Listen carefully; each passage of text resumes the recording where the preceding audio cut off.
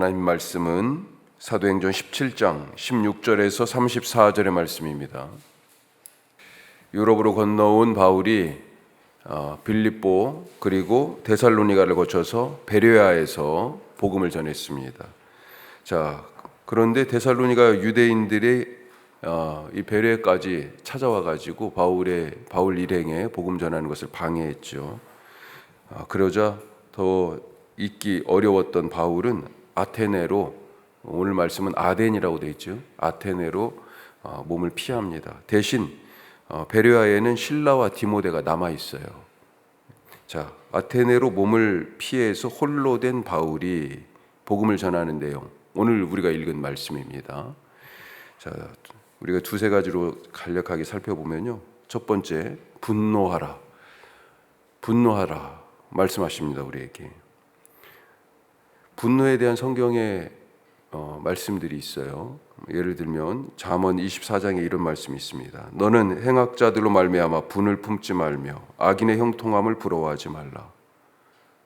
그렇죠. 악을 행하는 사람들은 계속 악을 행하게 돼 있어요. 바울 자신도 에베소 신자들에게 분노에 대해서 이렇게 말했습니다. 에베소서 4장 말씀에 분을 내어도 죄를 짓지 말며 해가 지도록 분을 품지 말고, 우리 많이 들어봤죠. 분을 내어도 죄를 짓지 말며 해가 지도록 분을 품지 말고. 자, 예수님도 분노하셨죠. 기억나십니까? 마가복음 3장에 안식일에 회당에서 한쪽 손 마른 사람을 고쳐주는 그런 일이 있었습니다. 그러자 예수님의 이런 일을 두고 안식일법을 어겼다, 안식일에 하지 못할 일을 한다고 막 시비를 걸던 사람들이 있지 않았어요? 그것을 보고 그 마음이 완악함을 보고 탄식하고 분노하셨다, 그렇게 되어 있습니다. 또 성전이 장사꾼들로 막 득실득실한 것을 보시고 예수님이 다 뒤집어 엎으셨잖아요. 내쫓고. 감정은 하나님이 우리에게 주신 은혜요 선물입니다. 그것을 통해서 자기가 표현될 뿐만 아니라 때로는 정신이 정화되기도 하고, 그리고 또 사람이 성장하기도 하죠. 울지 않는 사람이 어떻게 성장할 수 있겠어요? 울어야 돼요. 우는 것이 나쁩니까? 분노하는 것이 틀렸습니까? 침묵의 금이라는 말도 있지만 불의에 입 다물고 있는 것만큼 최악이 없습니다. 전도사가 이미 잘 말해주고 있지만 미워할 때가 있고 사랑할 때가 있고, 울 때가 있고 웃을 때가 있잖아요. 분노할 때가 있고 입을 다물어 잠잠할 때가 있다 하는 것입니다. 자, 오늘 말씀에서 바울이 분노했어요. 보니까 왜 분노했습니까? 분노해야만 할 때이기 때문에. 자, 아테네 도시를 보고 바울이 격분했다고 되어 있습니다. 이유가 무엇일까요? 우리 16절 말씀부터 읽었는데 16절 다시 한번 읽어보겠습니다. 16절입니다. 바울이 아덴에서 그들을 기다리다가 그 성에 우상이 가득한 것을 보고 마음에 격분하여. 여기서 그들을 기다리다 그랬잖아요. 아까 맨 처음에 말씀드렸지만 베레아에서 지금 바울이 왔어요. 거기에 디모데하고 실라를 놓고 왔습니다. 이건 누가 쓰고 있을까요? 이 사도행전은 누가가 쓰고 있습니다. 누가. 그러니까 사실은 누가가 우리라고 하는 표현이 사도행전은 가끔 나와요. 그 우리 속에 바울 일행의 한 사람으로 누가가 있고요, 디모데도 있고요, 실라도 있습니다. 지금 바울 하나만 있는 게 아니에요. 그런데 지금 아테네는 바울 혼자 있는 거예요. 실라하고 디모데를 베레아에 우선 놓고 바울만 급하게 도시를 빠져나왔습니다. 자, 그런데 아테네에서 뭘 봤어요? 그 성에 우상이 가득한 것을 보고 마음이 지금 막 격분했어요. 분노가 치밀어 오릅니다. 우리가 알다시피 당시에 이 아테네는 헬레니즘의 중심, 헬라의 심장이라고, 헬라의 정신이라고 부를 만한 그런 곳입니다. 정치적으로는 로마 제국과 그의 법이 지배하고 있지만, 제국의 질서를 유지하고 있지만, 사람들의 정신세계와 삶의 문화는 다 이 그리스의 철학과 문화가 지배하고 있는 거예요. 그리스의 정신이. 소크라테스를 비롯한 명망 있는 그 유명한 철학자들, 광장에서 토론하는 그 문화와 역사상 처음으로 태동된 민주주의, 그리고 곳곳에 세워진 신전들이 보여주는 이 엄청난 건축술에 나타난 이 문화적 역량. 야, 이거 정말 딱 가서 아테네 딱 갔을 때 아마 바울이 깜짝 놀랐을 거예요. 야, 이런 도시가 다 있구나. 예. 하지만 바울은 이런 도시의 명성이 허상인 것을, 이름은 높지만 그 명성이 허상인 것을 도시 전체에 세워진 우상을 통해 봤습니다. 어떤 우상이 있었어요? 종교심이 엄청나게 특심한 지금, 범사에 종교심이 많도다, 그렇게 말했잖아요, 바울이. 그런데 어떤 게 있습니까? 우상 중에 우상이 그 많은 것에도 분노했지만 우상 중에 알지 못하는 신에게 예배를 하고 있어요. 이게 말이 되는 얘기예요? 자기들은 혹시 자기들이 알지도 못할 신이 분명히 있을 거다라고 생각하는, 어떤 의미에서는 지적 겸손함에서 그런 우상을 세웠는지 몰라도 이게 알지도 못하면서 섬기는 이 문화와 종교의 허상을 지금 얘기하고 있는 거잖아요.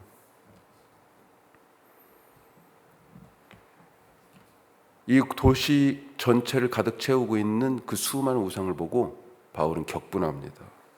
마치 바벨탑 같지 않습니까? 인간들이 세우고 쌓은 최고봉이라고 얘기할 수 있는 이 도시에서 이것이 얼마나 허망한 것인가, 그런 것을 지금 보았어요. 지금 이 세상도 마찬가지죠.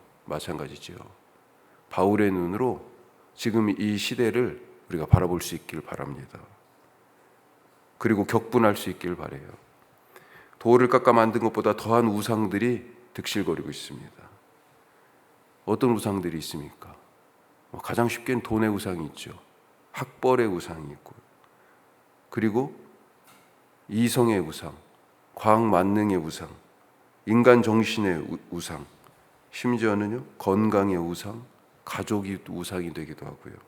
권력의 우상, 이념의 우상, 이 모든 것들을 꿰뚫어 보고 하나님이 아닌 것을 섬기고 그것을 향해서 달려가고 있는 사람들을 보며 안타까워하고 분노할 수 있길 바랍니다. 두 번째로, 증거하라. 오늘 바울의 모습이 그렇죠. 지금 분노했어요. 그런데 분노만 한 게 아닙니다. 분노에서 멈추지 않고 진리에 대해서 말했어요. 그 화려하고 높은 건축물들과 그 철학자들의 높은 명성으로 쌓아 올린 바벨탑과 같은 이 위용을 자랑하는 도시에 위축되거나 거기에 움츠러들지 않았습니다. 그 속에서 진리에 대해서 바울이 말했어요. 아테네에도 보니까 회당이 있었네요. 오늘 말씀에 먼저 그래서 회당에 가서 복음을 전하고, 회당뿐만 아니라 있었어도 아마 소수의 유대인이었을 것 같아요. 그래서 장터에서도 말했다 돼 있습니다. 얼마나 모르는 사람들 이 새로운 도시에 와가지고 바울이 막 말하고 다녔으면 벌써 소문이 났네요. 18절에 보니까 바울을 뭐라고 불러요? 별명이 지어졌어요. 말쟁이라고 돼 있네. 말쟁이. 바울이 무엇을 말했습니까? 자, 18절 뒷부분을 보면 이방 신들을 전하는 사람인가 보다, 이렇게 지금 바울을 생각하고 있잖아요. 또 다른 신에 대해서 얘기하는 사람이네. 우리가 알지 못하는 진짜. 자, 그러면서 뭐라고 그래요? 이는 바울이 예수와 부활을 전하기 때문이다. 예수와 부활, 이렇게 바울이 전하는 것을 지금 요약해서 말하고 있는데, 부활은 헬란 말로 아나스타시스 이렇게 되어 있는 단어입니다. 그런데 우리는 그런 게 없잖아요. 이 명사마다 그 독일어 같은 경우도 성이 있습니다. 이 헬란 말도 성이 있어요. 무슨 성? 남성, 여성, 중성 단어에.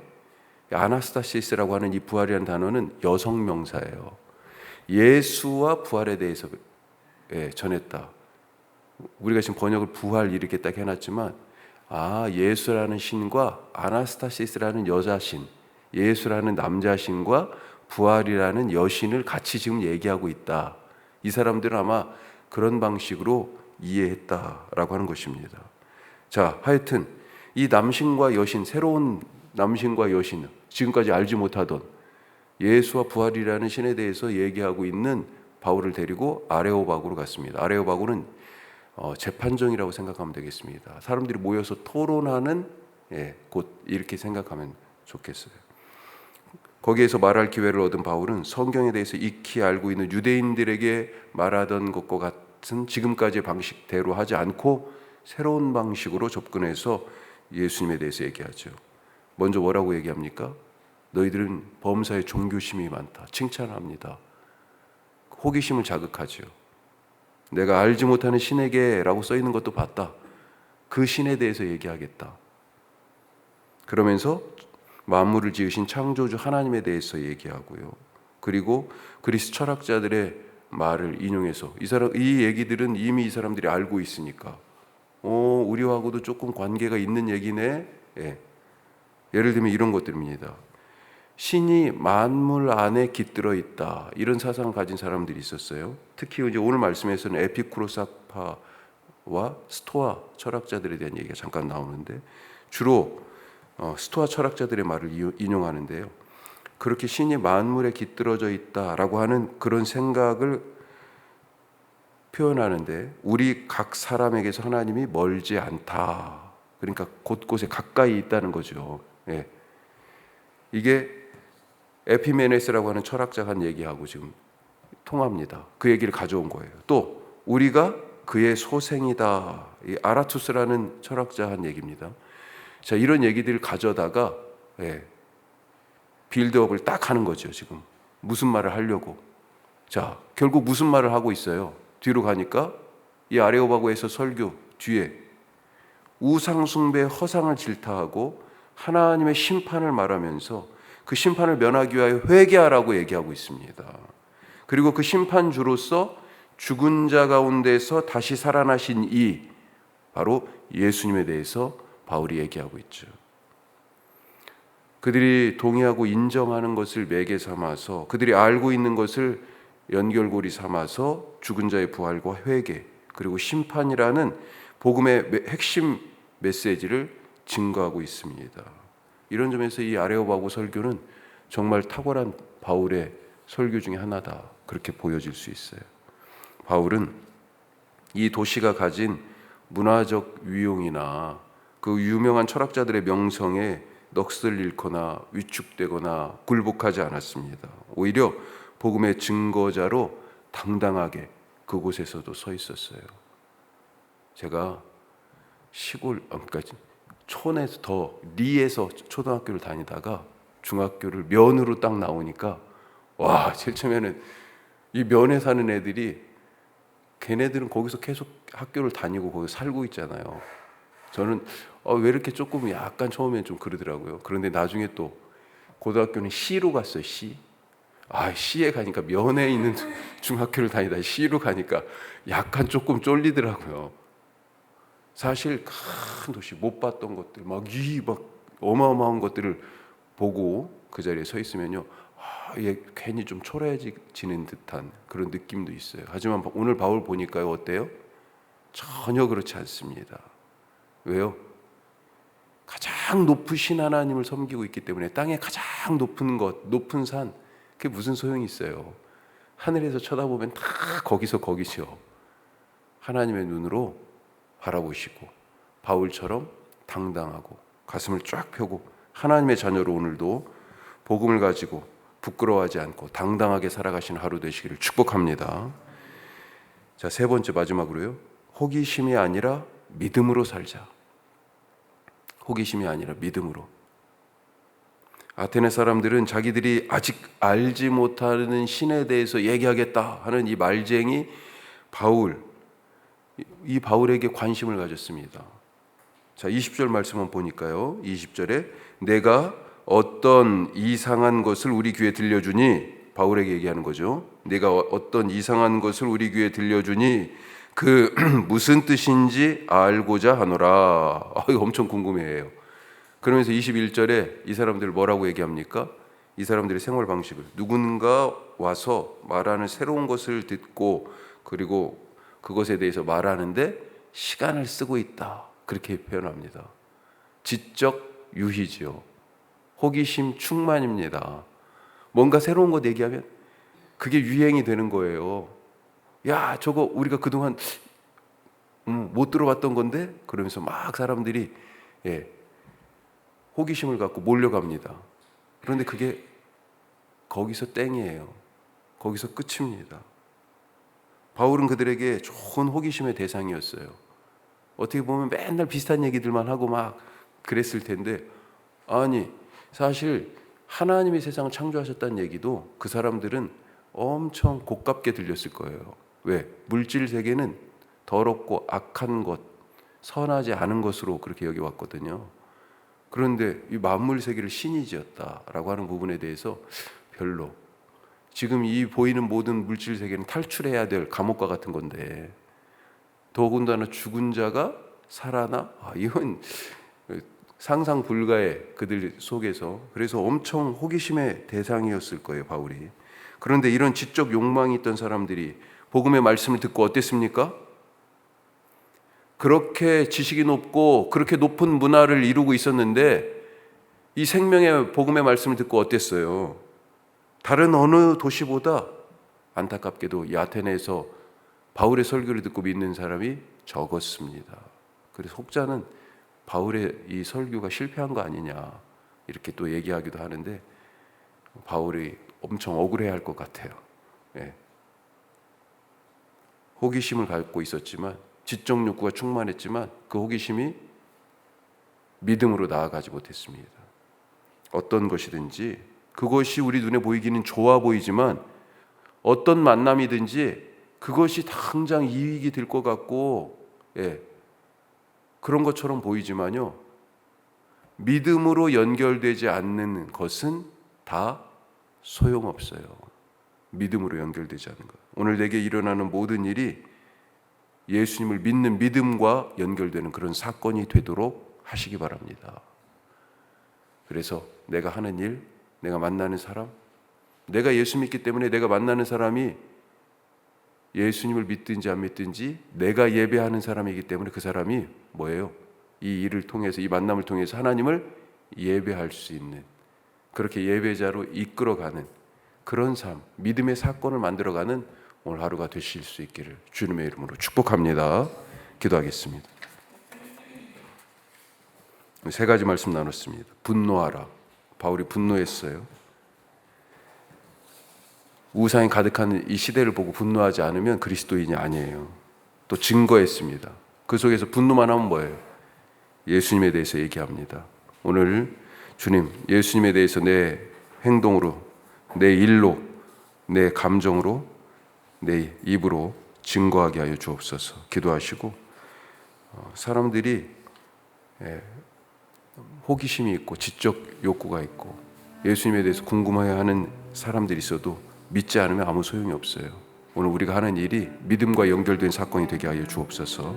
우리 다 같이 말씀 생각하면서 기도하고, 우리 교회 비전을 위해서 주님, 아직도 주님을 알지 못하는 그 사람들이 주 앞에서 복음의 말씀을 듣고 교회 되게 하여 주시옵소서. 이 땅 혁신도시 원주 그리고 이 세대 가운데 생명의 복음이 증거되게 하여 주옵소서. 우리 다 같이 기도하겠습니다.